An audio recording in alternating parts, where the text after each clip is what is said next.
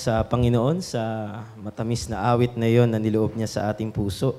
Ngayon naman po, para sa ating scripture reading, iniimbitahan ko po kayo na buksan ang inyong mga Biblia sa 1 Corinthians chapter 13, 1-7. At pagkatapos nito tayo ay aatras sa chapter 12, 27-31.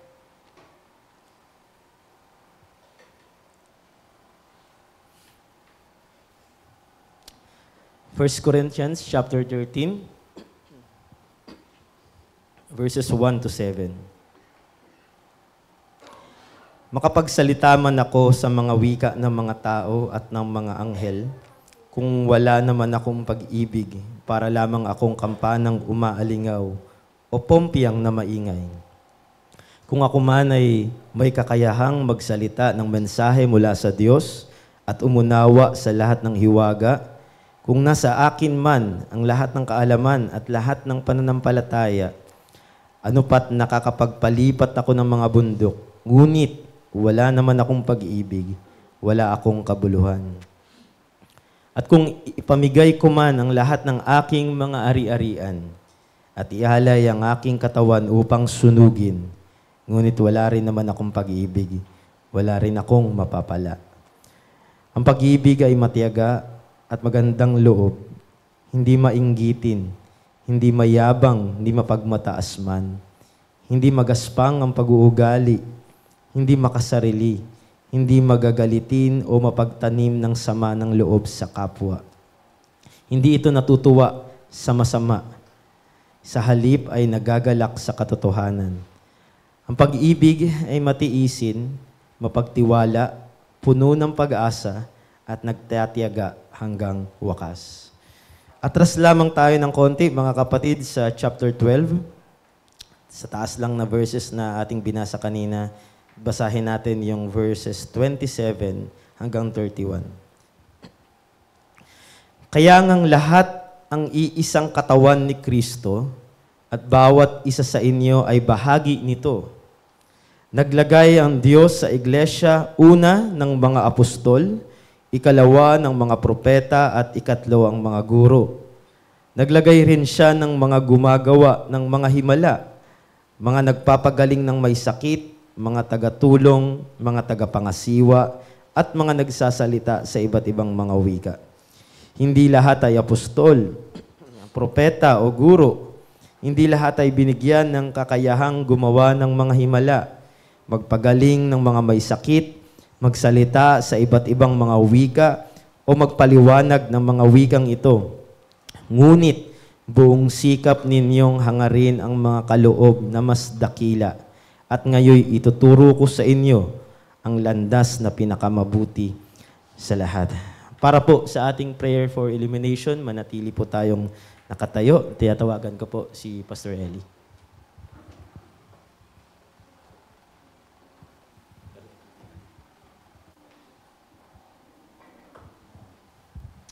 Sige po mga kapatid, tayo po yung makauupo na.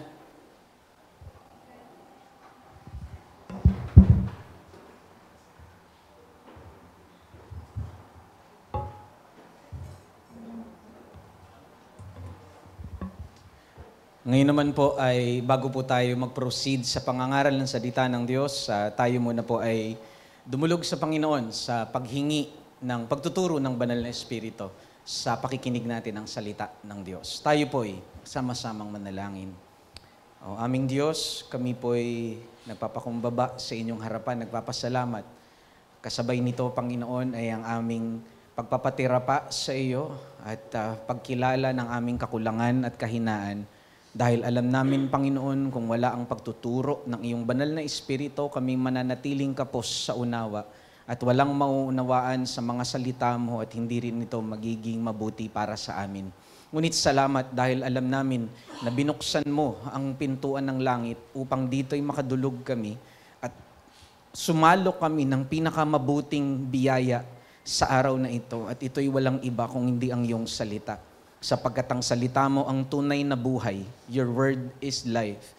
At ito ang nagbibigay talaga sa amin ng lakas, ng kagalakan, Panginoon, at nagbabalik ng amin at nagpapatibay din ng aming pananampalataya. Kaya't maraming salamat dahil alam namin na hindi po magiging lifeless at hopeless endeavor ang gagawin namin sapagkat alam namin na ang pakikipisan ng iyong banal na Espiritu ay tiyak na mararanasan namin at ang kanyang pagtuturo ay gaganapin niya sa araw na ito. Maraming salamat sa iyong pakikipagtagpo sa amin sa oras na ito. Sa iyo lamang ang kapurihan sa pangalan ni Kristo Jesus. Amen.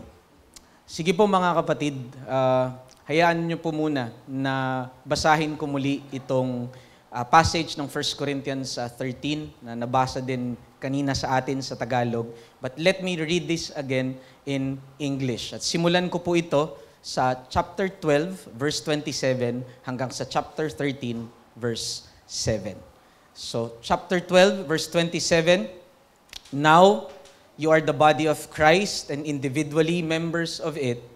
And God has appointed in the church first apostles, second prophets, third teachers, then miracles, then gifts of healing, helping, administrating, and various kinds of tongues. Are all apostles? Are all prophets? Are all teachers? Do all work miracles? Do all possess gifts of healing? Do all speak in tongues? Do all interpret? But earnestly desire the higher gifts, and I will show you a more excellent way. So dun muna po ako titigil at atin pong i-unpack ito as we go through sa ating mensahe sa oras na ito. Mga kapatid, tanong ko lamang po sa inyo, kung nakaranas na po ba kayo sa inyong mga cellphone na gusto nyo pong i-download yung isang application, pero pagka-download ninyo ng application, hindi po gumagana at kung minsan hindi nyo pa talaga nga ma-download. So bukod sa hindi na siya gumagana, kung minsan hindi nyo pa ma-download yung application. Alam nyo po, hindi po ako IT expert, pero sa experience ko, karaniwan ng rason kung bakit ganito nagloloko yung mga apps ay dahil outdated po yung operating system ng ating mga cellphone. Kailangan pong i-update yung tinatawag na operating system. Para po sa, in case you are wondering, ano yung operating system sa mga techie na mga tito at tita natin at lolo at lola natin, kung kayo po ay may Samsung, may Vivo, may Realme, ang operating system ng inyong cellphone ay Android. Kung kayo naman po ay naka-Apple, ang operating system ng inyong cellphone ay iOS or iPhone operating system. At alam niyo po, ganyan po kahalaga yung tinatawag na operating system na minsan ay atin pong ninineglect. Dahil dito makikita natin na hindi po magfa-function ng maayos yung gadget natin o kahit yung ating mga application kung hindi po properly installed or properly updated yung ating mga OS. In fact, masasabi po natin na yung proper installation at yung proper updating ng mga operating system natin is a necessary condition o kinakailangan na kondisyon upang gumana ng maayos yung mga application na ginagamit natin sa cellphone. Alam niyo po mga kapatid, bakit ko po nasabi ito? Pwede rin po nating maihalintulad ito sa mga spiritual gifts, yung mga applications, ika nga. At yung pag-ibig, yan yung operating system ng ating buhay. Hindi din po gagana ng wasto at hindi natin magagamit ng tama yung mga gifts kung walang pag-ibig na una sa lahat ay naka-install at properly updated sa ating buhay at mga paglilingkod. In fact, we can say na yung mga gifts will only malfunction and do more harm than good kung wala pong love na siyang motibasyon at pundasyon ng ating paggamit ng mga applications na ito o ng mga gifts na ito. Indeed, we can say that love is the necessary condition for the gifts to function properly. Halimbawa po, bigyan ko po kayo ng isa pang illustration. Nakakita na po ba kayo ng bagon ng tren na parang bus na umaandar sa kalsada? Hindi po pwede. Bakit?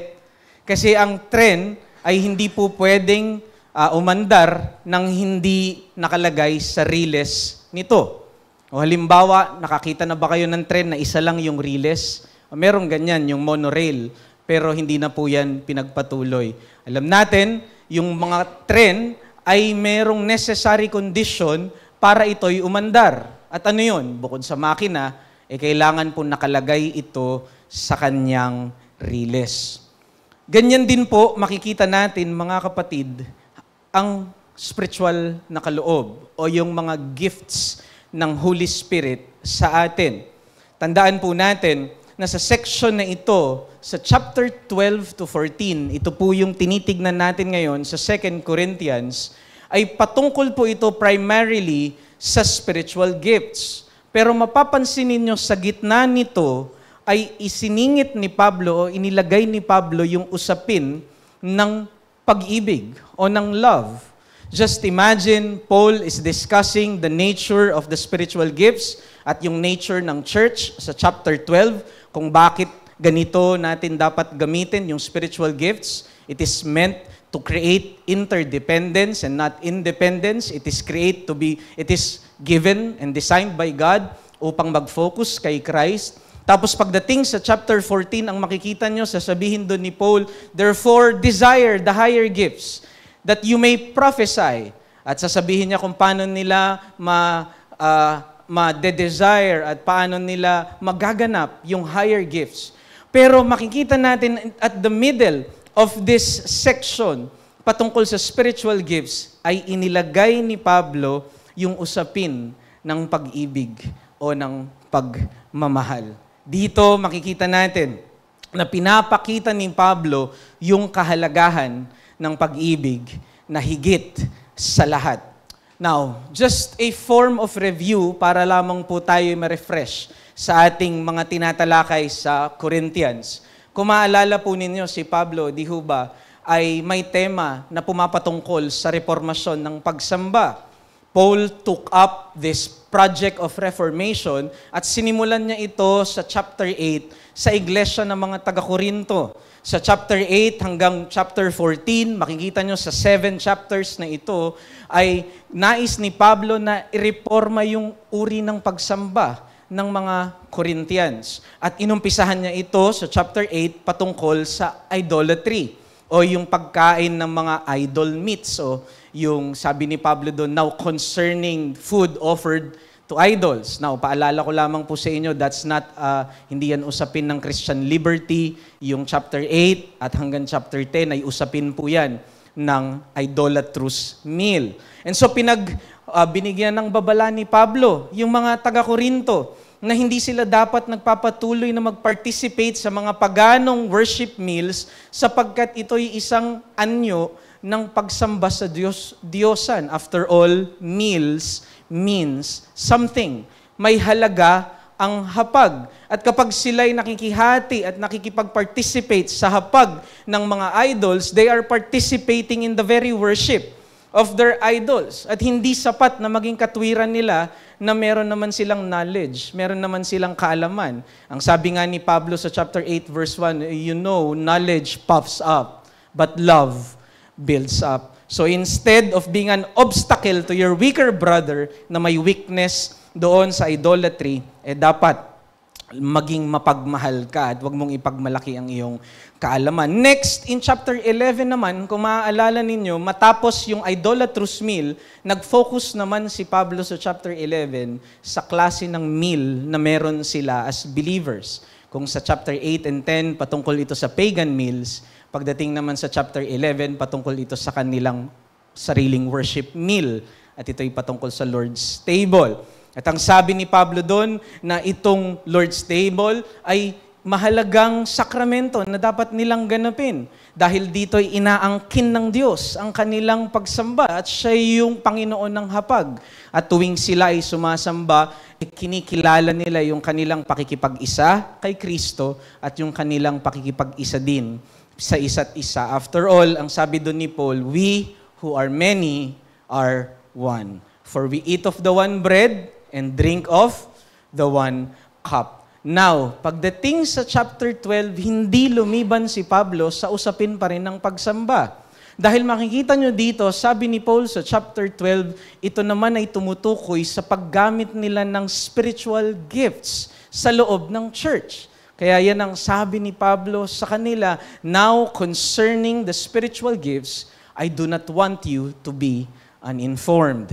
Kaya maalala nyo dito yung sinabi ni Pablo doon na I do not want you to be uninformed, ay yun ay isang literary style na tinatawag nating litotes o yung padili na tinatawag. Ang padili ay yung pagdidiin sa isang negatibong bagay upang mas bigyan ng emphasis yung positibong gusto niyang iparating. So halimbawa, di ba, kapag sinabi, patawarin niyo po kung sasabihin ko ito, huwag kang maging tanga, ang ibig sabihin natin doon, di ba, is maging maalam ka, maging matalino ka kasi. Yun ang punto ni Pablo doon. Ang sabi ni Pablo, now concerning the spiritual gifts, I do not want you to be ignorant. Ang ibig sabihin ni Pablo doon, gusto ko maging marunong kayo, maging maalam kayo patungkol sa spiritual gifts. Alamin ninyo kung ano yung disenyo ng Diyos at ano yung layunin ng Diyos. Bakit ba niya kayo binigyan ng mga spiritual na kaloob upang magamit sa iglesia? Kasi ang naging problema ng mga taga-Korinto, kung titignan natin, ay yung mga kaloob nila ay ginamit nila hindi ayon sa layunin at disenyo ng Diyos, kung hindi ginamit nila ito sa kanilang makasariling motibo. Sa halip na mag-create ito ng mutual care bilang isang body ni Christ, sa halip na magtaas ito kay Kristo, maging Christ-focused ang gifts, naging okasyon ito sa kanilang pride at ginamit nila ito upang lumikha ng mga kompetisyon sa isa't isa at magtaas ng kanilang mga sarili. They created somehow what we call a competition of spiritual gifts in the church. So instead na maging katawan ni Kristo, na kung saan yung church ay dapat maging temple body ni Christ, na kung saan yung paa, yung kamay, yung ilong, yung mata nagtutulungan as one body, yung church, imbis na maging temple body, naging gymnasium, naging lugar ng kompetisyon o paligsahan sa isa't isa, kung saan nagpapagalingan sila at nagpapastaran sila kung sino yung mas magaling at mas mahusay na kaloob. At dito, kung mapapansin ninyo, kung bakit sa chapter 12 hanggang chapter 14, abundant o napakadami nung mga references ni Paul sa speaking in tongues, dahil itinuring ng mga taga-Korinto yung speaking in tongues bilang pinakamataas na kaloob. After all, pag nag-create ka na ng parang gymnasium o paligsahan sa church, kailangan mo maglagay ng pinakamataas na kaloob. At sa tingin nila, yung speaking in tongues, yung nasa top na klase ng gift. Now, part of the reason kung bakit nila ginawa ito is because of the spectacular character o yung pagiging magarbo at impressive ng speaking in tongues. Hindi ho ba? Yan yung consistent pa rin naman kasi sa kanilang pag-uugali. Naalala ninyo, gustong-gusto nga nila yung mga philosophers, mga debaters of their age. Mas gusto pa nga nilang pakinggan yung mga filosofiya ng mundong ito. They would rather listen to the philosophy of the world at hindi yung cross ng ating Panginoong Hesukristo. Pero alam niyo po, nakapagtataka, notice, kung bakit po natin binasa yung verse 27 to 31, ginrant ni Paul na meron talagang hierarchy ng spiritual gifts. Inaccept ni Paul, yes, meron talaga. Meron talagang pinakamataas na kaloob. Kaya dyan, sa 27 to 31, mapapansin nyo kung bakit hindi natin diniin ito noon, dahil ipapakita dito ni Pablo yung kamangmangan at yung ignorance ng mga taga-Korinto, dahil yung speaking in tongues ay ilalagay niya sa pinaka-bottom o pinaka-huli nung babanggitin niya na hierarchy ng gifts. Sabi niya, first, apostles. Second, prophets. Third, teachers. Then, miracles. Then, gifts of healing. Then helping, administration, and various tongues.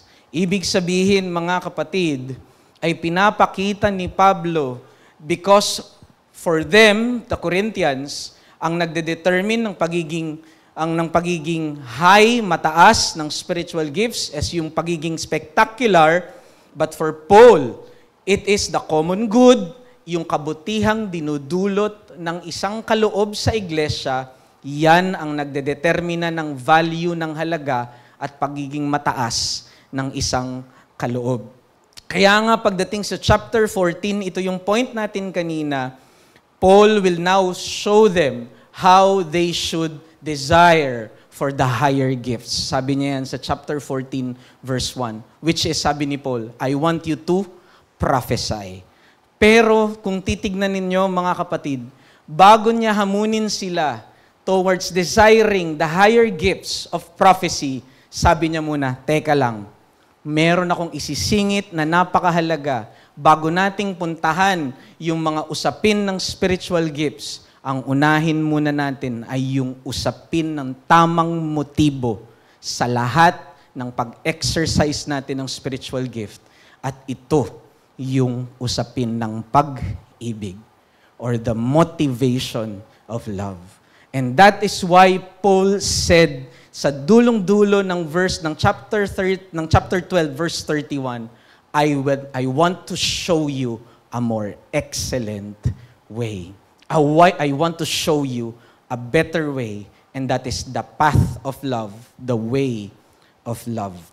There is a qualification that is foremost in our use of gifts that far exceeds the gifts itself, and that is the grace of love. Meron pong kwalifikasyon na mas una dapat kesa sa mga kaloob. At higit kasi ito sa kaloob, at ito'y walang iba kung hindi yung pag-ibig. Meaning, before we seek and desire the higher gifts, we must first abound in love. Bago tayo umusad, bago tayo lumago, lumalim, gumaling, humusay sa anumang spiritual na kaloob, kailangan lumago muna tayo sa pag-ibig. And that is why I believe this chapter 13 is often misquoted dahil lalo na sa darating na February, laging nasa tema ng romance and marriage, yung chapter 13, o yung tinatawag na love chapter. Love is what? Love is kind, love is patient. Pero dito natin makikita na yung tunay na konteksto pala ng 1 Corinthians 13 ay patungkol pala ito sa church. Patungkol ito hindi sa marriage, hindi sa magsing-irog. Ito'y patungkol sa tamang gamit ng spiritual gifts as we use it inside the church. And that is why Paul said, yes, earnestly desire the higher gifts, but yet I will show you a more excellent way. At ito, mga kapatid, ang mensahe lamang na gusto ko pong tandaan natin sa umagang ito. Tandaan po natin, mga kapatid, ang pag-ibig pala ang kinakailangang kondisyon para sa wasto at tamang gamit ng mga kaloob. Love is the necessary condition for the proper and helpful, benefiting exercise of the spiritual gifts. Kung babalikan niyo po yung illustration natin kanina, kaya mahalaga po yung operating system na maayos sa ating mga cellphone. Kasi kung hindi maayos yung operating system mo, hindi updated yan, hindi gagana ng maayos yung mga application na ida-download mo. Katulad lamang din yung kaloob mo ng isang trend, bagunan trend na walang riles, hindi yan mapapakinabangan kapag walang pag-ibig. Kaya nga sa umagang ito, dalawang bagay lamang ang gusto kong ipakita sa inyo kung bakit mahalagang kondisyon ang pag-ibig bago muna tayo tumalon doon sa pag-exercise ng mga spiritual gifts. Dahil una, ang pag-ibig po ang nagbibigay halaga sa kaloob at pangalawa, pag-ibig din ang mensahe ng kaloob. So una, love is the only love alone gives value to the gift, and love alone is the message of the gift. So una po, pag-ibig ang nagbibigay halaga sa kaloob. Mga kapatid, nakakita na po ba kayo nung mga Filipino series na mga coins? Si Mrs. po, meron po kasi siyang kuya na kokolekta ng mga coins. Actually, tito niya po yun. At meron po silang mga kinokolekta ng mga coins, pero yung Filipino series coins, makintab po yun, makinang po yun, maganda yung itsura nun. Pero nung 1998, nung January, dinemonetize po ito. Ibig sabihin, it is not fit for circulation. Hindi mo na pwedeng pambili yun kasi wala na yung halaga. Yun pong ibig sabihin ng demonetization. Alam nyo po, mga kapatid, kung titignan natin, parang ganyan yung spiritual gift na walang pag-ibig. Parang katulad ng isang demonetized coin, makinang, makintab, pero wala namang halaga. At yan po yung sinasabi ni Pablo dito sa verses 1 to 3. Pansinin po ninyo, I invite you to please open your Bibles in verses 1 to 3. At dito ipapakita ni Pablo sa paggamit niya ng words of exaggeration. Gagamit si Pablo ng hyperbole upang ipakita niya yung extent, yung height, yung peak ng mga spiritual gifts. Example, verse 1, anong sabi niya? If I speak in the tongues of men and even of angels. Maganda pong malaman natin ito kasi ginagamit ito ng mga charismatic na sinasabi nila, o kita mo, merong speaking in tongues na ang gamit ay language ng angels. Hindi po. Yan po ay misconception dahil dito, ang sinasabi ni Pablo dito is kung magkaroon man ako ng husay sa speaking in tongues at sa sobrang galing ko sa pagsasalita ng lengguwahe, ay parang kaya ko na ring salitain yung lengguwahe ng mga anghel. Pero anong sabi niya? Kung wala naman akong pag-ibig, para lang akong maingay na gong at para lang akong isang pompyang na masakit sa tenga. And what Paul is saying is that magkaroon ka man ng height, ng husay at galing mo sa isang kaloob, ngunit ang sabi ni Pablo, kung wala kang pag-ibig, ay napakahusay mo nga sa speaking in tongues, pero ang dating niyan sa iyong mga kapatid at sa iglesia ay ingay ka lamang. Walang benepisyo. Walang tono.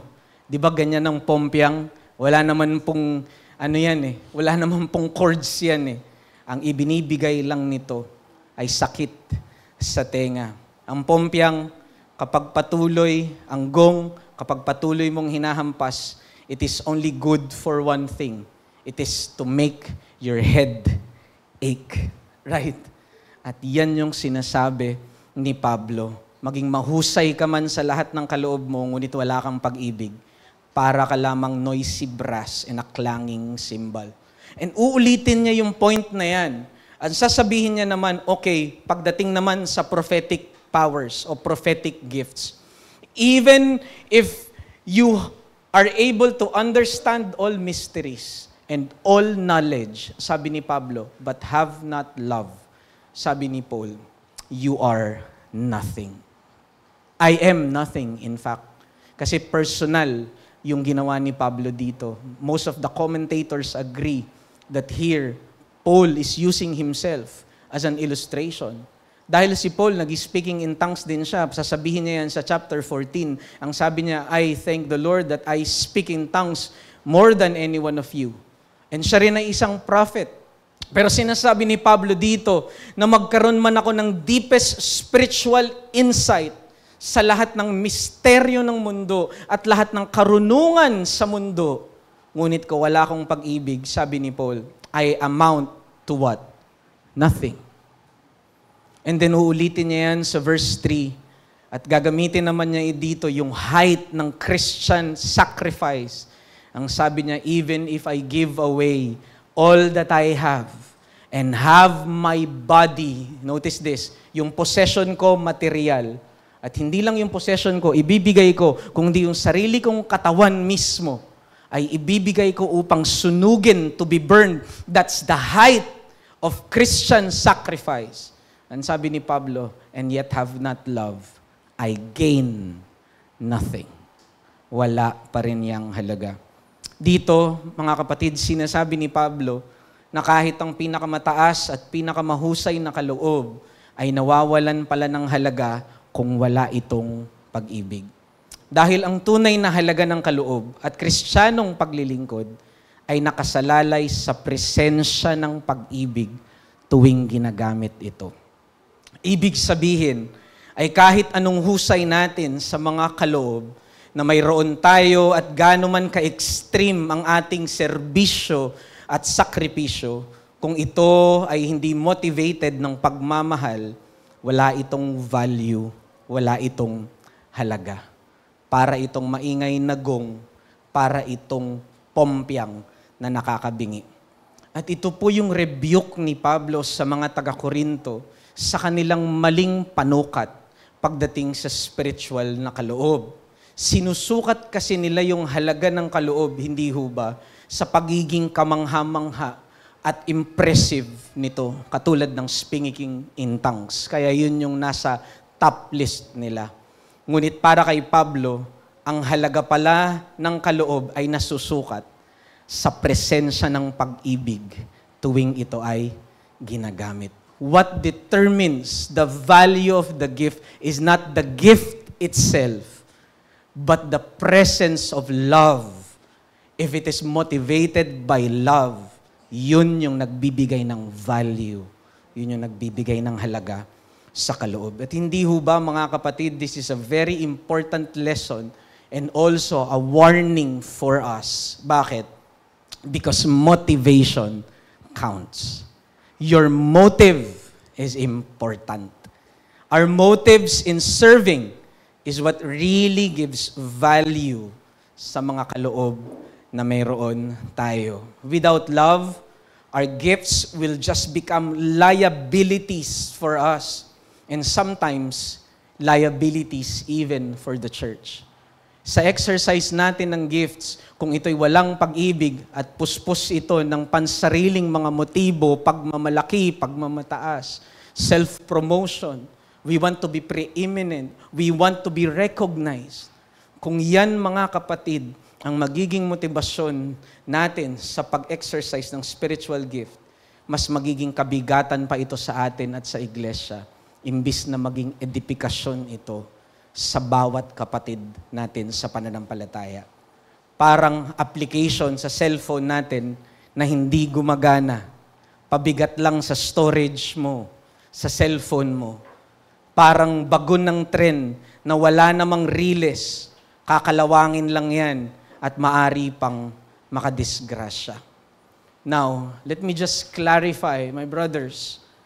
Hindi po ibig sabihin na hindi kayang gamitin ng Panginoon maski yung mga maling motibasyon natin sa ating paglilingkod. Soberano ang Diyos, kaya niyang gamitin yung ating mga kaloob kahit wrongly motivated ito. Makapangyarihan siya. Pero tandaan natin sa atin mismo, we gain nothing and we become nothing. Yun ang sabi ni Paul. We gain nothing and we become nothing. We become like that clanging cymbal, a noisy brass. In fact, we are in danger of God's discipline kung magpapatuloy tayo sa pag-exercise ng spiritual gift natin ng walang pag-ibig. It will become a liability for you. In fact, gusto kong i-issue itong loving warning sa atin, lalo na sa mga nagsasalita sa ating harapan.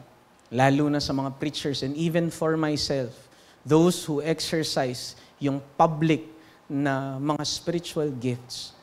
Kung pagpapatuloy tayo na hindi natin i-check yung mga motives natin sa pag-exercise ng ating spiritual gift, this will become a liability for us.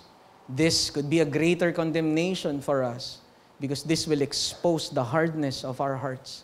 This will expose na ang ating habol sa pag-exercise ng mga kaloob ay upang maitaas ang ating mga sarili, i-recognize ang ating mga sarili, at upang ang ginansya ng ating mga sarili ang ating i-advance. Kaya nga mga kapatid, naniniwala ako napakahalagang aplikasyon sa ating pag-exercise ng spiritual gifts ay maging masikap po tayo lagi sa pag-check ng mga motibo natin sa ating mga puso. Kasama po ito sa mga biyayang dapat din nating linangin o kasama ito sa mga Christian discipline na dapat po nating i-take heart. May mga Christian discipline po tayo na tinatawag, katulad ng pagbabasa ng scriptures, pananalangin.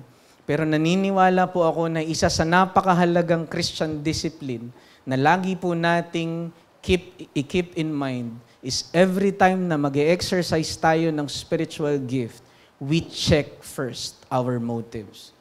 The graces, the motives first before the exercise of the gift. Because at the end of the day, baka mag-malfunction lang yung kaloob na ito and it would do more harm than good. At hindi po ito makabubuti. Although God is sovereign, He can use that for His church. Pero ang nakakatakot is ito ay hindi makakabuti para sa atin. It could harden our hearts. And we can go on serving the Lord with a hard heart. Yun yung nakakatakot. Maaari tayong magpatuloy sa paglilingkod sa Panginoon, pag-exercise ng mga spiritual gift natin, nang meron tayong nananatiling mapagmalaki at matigas na puso. Dahil hindi natin natitiyak o nati-check yung mga maling motibasyon na ito sa paglilingkod natin. Totoo naman, pwede naman po talaga kasing maghalo yan. Hindi ko naman po sinasabi na tanging pag-ibig lang yung magiging motivation natin, na kaya nating gawin yun.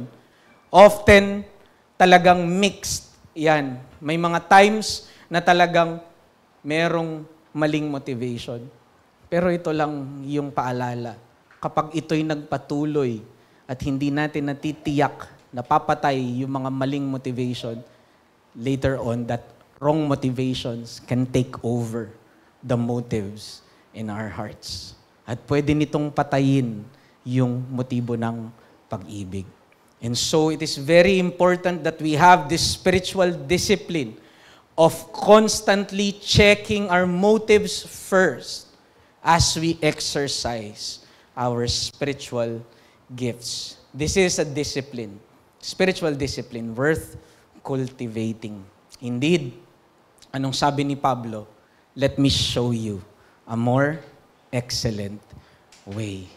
Sapagkat para kay Pablo, mas mahalagang inuuna mo yung motibo mo kesa yung actual na pag-exercise natin ng ating mga spiritual gifts. Because it is love that really gives value to the gifts. Now, for our second point, mga kapatid, hindi lamang po natin dapat makita kung bakit necessary condition ng love sa pag-exercise ng spiritual gift, not only because it gives value to the gift, but because love is the actual message of the gift. Ang mensahe mismo ng kaloob ay pag-ibig. Mga kapatid, familiar po ba kayo sa awitin na, pasensya, gagamitin ko po ito, I wanna know what love is. No? Kung alam niyo po yung kantang yan, inawit po yan ng British-American band na The Foreigner. And this was one of their greatest hits.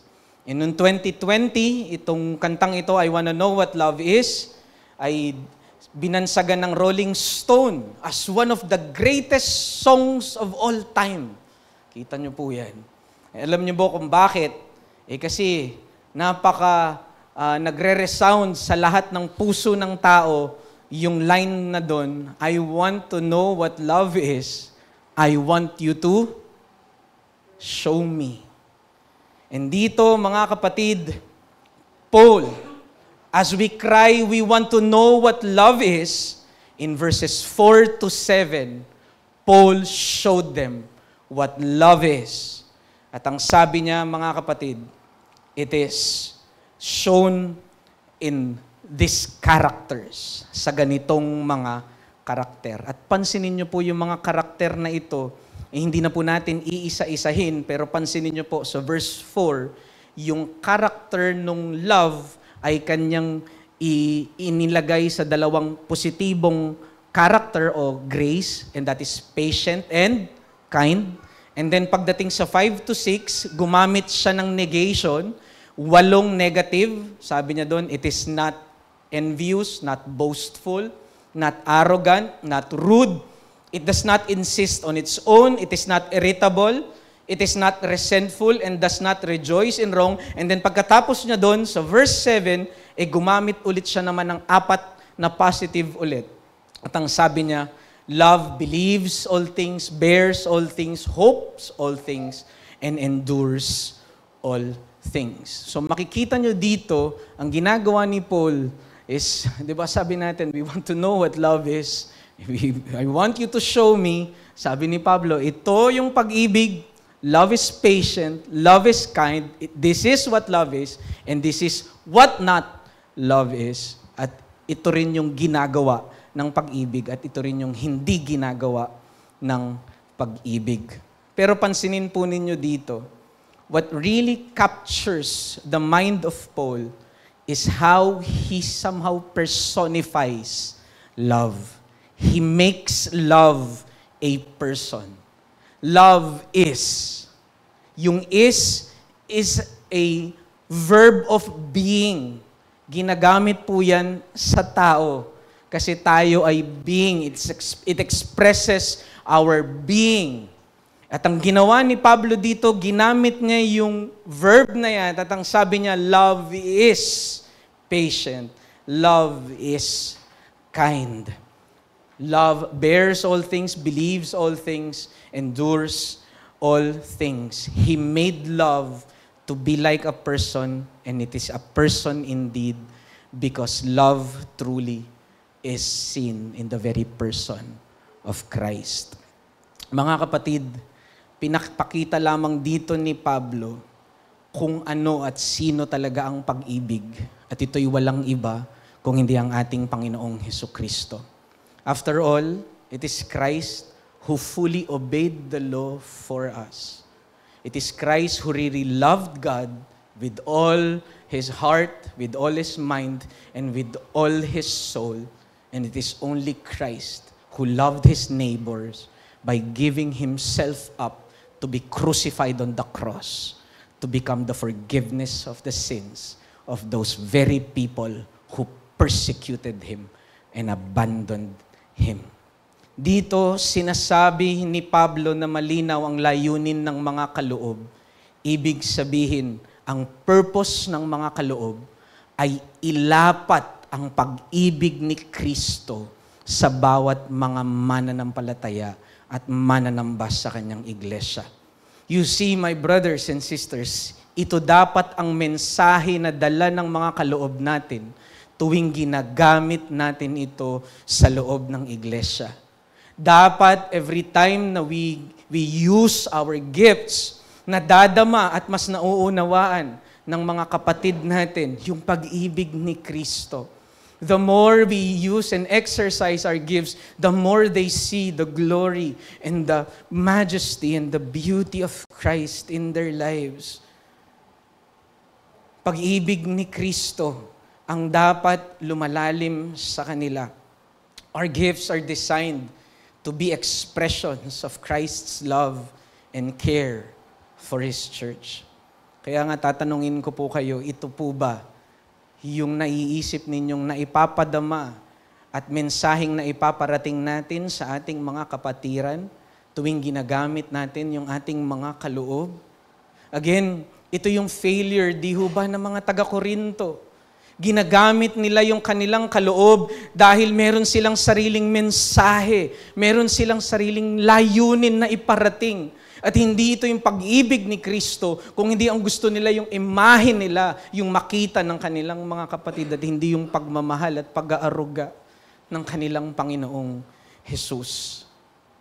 Most of the problem, no wonder, hindi ho ba, most of the problem na meron yung mga taga-Korinto is because of their failure to love. because of their failure to take the path of love which is Christ. The love of Christ has been poured out into their hearts. Ang sabi ni Pablo, the love of Christ compels us. In His ministry, sabi ni Pablo, yung motivation niya at yung nagbibigay lakas at yung nagbibigay dahilan kung bakit niya ine-exercise yung kanyang spiritual gifts is none other than the love of Christ. It is the love of Christ that compels him to serve his brother, to give himself to be burned up, to sacrifice. It is the love of Christ that He exercises gifts of prophecy to know knowledge and to expound the mysteries of Christ. It is the love of Christ nagiging dahilan niya kung bakit siya nangangaral, kung bakit siya nagmimisyon, at bakit siya nagsasakripisyo. Ngunit lahat ng problema ng mga taga-Korinto ay nakaugat dahil they failed to take the path of love. They failed to take the path of love. Why is there division among them? In chapters 1 to 3, because of their envy and boastfulness. Love is not envious. Love does not boast. No wonder nag-cause ito ng lawsuits o pagdidimandahan sa magkakapatid sa iglesia sa chapter 6. Bakit? Because they are resentful and rude towards one another. But love is not resentful. Love is not rude. No wonder they become an obstacle to their weaker brethren in chapter 8 to 10 because they would not bear with one another. Ayaw nilang bitbitin at ayaw nilang mag-hope at ayaw nilang i-endure yung mga kapatid nila. But love endures all things. Love bears all things. You see, my brothers and sisters, most of the problem in the church, not only in Corinth, is really rooted in our failure to love. Failure to take the more excellent way. We skip the most important part. We see, mga kapatid, marami pong mga problema na kinakaharap ang ating iglesia. And I hope, mga kapatid, sa pagbibigay natin ng solusyon dito, because we are not a perfect church. I know, marami pong mga struggles ang simbahan din natin. Hindi po perfecto po ang Reformed Baptist Church of Malabon. Pero naniniwala po ako that one lesson that we can learn from the church in Corinth, Paul is saying, most of your problem is rooted in your failure to take the path of love. And nawa po mga kapatid, kung meron kayong mga relational problems, meron po tayong mga hindi po kaayos sa iglesia natin, nawa po, tanungin na natin yung ating mga sarili. Sinikap ba natin na lakaran yung landas ng pag-ibig o ito yung landas, natitirang landas na lang na iniiwasan natin patuloy? And that shows, that betrays why there is such problems sa ating iglesia. At kasama po ako doon. Hindi po ako exempted dyan, mga kapatid. Kaya nga, as we assess the problems in our church, may we ask, have we been using our gifts motivated only by love? Have we tried this more excellent way? Because the warning for us, if not, our ministries will just amount to nothing. It will just become a noisy gong and a clanging cymbal. It gains us nothing, gives us nothing, offers our brethren nothing. Alam niyo po, yung zero, pag nilagyan mo ng decimal point yon, kahit ano pong numero ang ilagay mo na kasunod nun, ang magiging amount nun ay zero pa din. At yan yung sinasabi ni Pablo. Kung sa ating mga paglilingkod at sa ating ugnayan sa loob ng iglesia ay wala tayong pag-ibig, zero. Walang katumbas at walang halaga ang ating mga pagsisikap. And I know, ayaw nyo pong masayang yung labor natin sa Panginoon. Ayaw natin na mangyari ito sa ating mga individual na paglilingkod at ministries and even in the ministry of the church. Alam kong pong mahirap ito. Struggling pa kasi tayo sa selfishness, hindi ho ba? Sa pride and arrogance. But remember this. The love of the triune God was poured out into our hearts. Ang sabi sa Romans 5, chapter 5, verse 5, the love of God was shown forth. Bumaha yung pag-ibig ng Diyos, ng Ama sa ating mga puso. At ang sabi doon, 3 verses later in chapter 5, verse 8, while we were still sinners, Christ demonstrated His love for us. Hindi hinintay ni Kristo na magsisimuna tayo at magbago tayo sa ating mga kasalanan bago niya ibigay ang kanyang sarili sa krus ng Kalbaryo. While we were still sinners, wicked and filthy sinners, He already gave up His life for us before the foundation of the world in the covenant of redemption. At hindi ho ba, wag nating sabihin na kulang tayo sa pag-ibig. Kasi yung banal na Espiritu mismo sa Galatians 5:22, the fruit of the Spirit is love. The Holy Spirit is cultivating love in our hearts. The Father has shown forth His love to us. Christ clearly demonstrated that love on the cross. Hindi ka kulang sa pagmamahal. Kaya nga kung may kinakausap man ako ngayon, kung ikaw ay hindi mo pa nararanasan yung pag-ibig ni Kristo, kung hanggang ngayon ay hindi ka pa lumalapit sa Panginoong Jesus, sa oras na ito, kaibigan, hindi mo pa pinagsisisihan ang iyong mga kasalanan at nananatili ka pa ring matigas. Ngunit dahil sa mga narinig mo kanina, nakita mo na ikaw ay patay sa kasalanan at hindi mo pala kayang tupdin yung batas ng Diyos. Narinig mo kanina sa paalala sa pagsamba na ang layunin pala ng batas ay ipamuka sa atin na lahat tayo ay makasalanan. Ngayon naunawaan mo na kailangan mo pala si Kristo. Ang dapat mong gawin ngayon ay hindi magmahal. Ang dapat mong gawin ngayon ay maranasan mo yung pagmamahal ni Kristo. Kaya nga hinahamon kita, kaibigan, sa oras na ito, ay damhin mo at lumapit ka kay Kristo bago ka magmahal. Danasin mo muna yung pagmamahal ng Panginoong Jesus. At wag mong isipin na kailangan mo munang ayusin ng buhay mo at maging perpekto ka muna bago ka lumapit kay Kristo. Lumapit ka, bit-bit yung mga kasalanan mo dahil huhugasan niyang lahat yan. Though you are filthy, though you are dirty, though you are rebellious in His sight, He will wash you white as snow. Papatawarin ka niya at lilinisin ka niya ng kanyang banal na dugo. So come to Christ. My friend, come to Christ and experience His love. At sa atin naman mga mananampalataya, sa ating iglesia, sa Reformed Baptist Church of Malabon, and may we remember this, na napakahalaga sa atin na mga naglilingkod na sa Panginoon at meron ng mga spiritual gifts. Unahin natin yung pag-ibig bago yung mga spiritual gifts. Let us always take the path of love. Let us always take the more excellent way.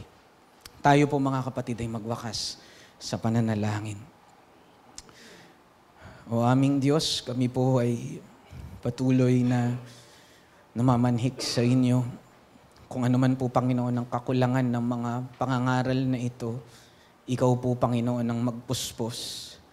Kung ano man po, Panginoon, yung mga aplikasyon na hindi naabot ng sermon na ito, ikayo po, Panginoon, nawa ang sumakop ng bawat puso, bawat parte, Panginoon, ng aming mga buhay na hindi pa namin fully inilalagay sa paanan ng krus mo.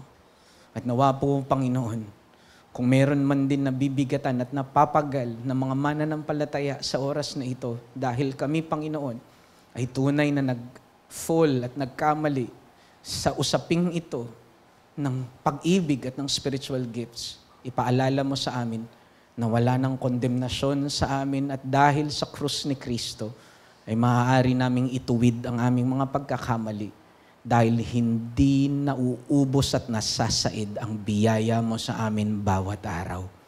Hindi namin kayang ubusin ang grace mo para sa amin. And so may we stand up again. And now, O Lord God, cultivate first and abound first in love before we exercise any spiritual gifts. At nawa po, Panginoon, sa aming kalagitnaan din, may you not only comfort saints, but may you also conquer sinners. Kung meron pa pong hindi pa lumalapit sa iyo at sumusuko sa iyo at nagbibigay ng buhay sa iyo, nawa po, gamitin mong pangangaral na ito upang sila, Panginoon, ay makaranas din ng dakila mong pag-ibig. Ang lahat ng ito ay sa kapurihan lamang ng aming Panginoong Jesus. Amen.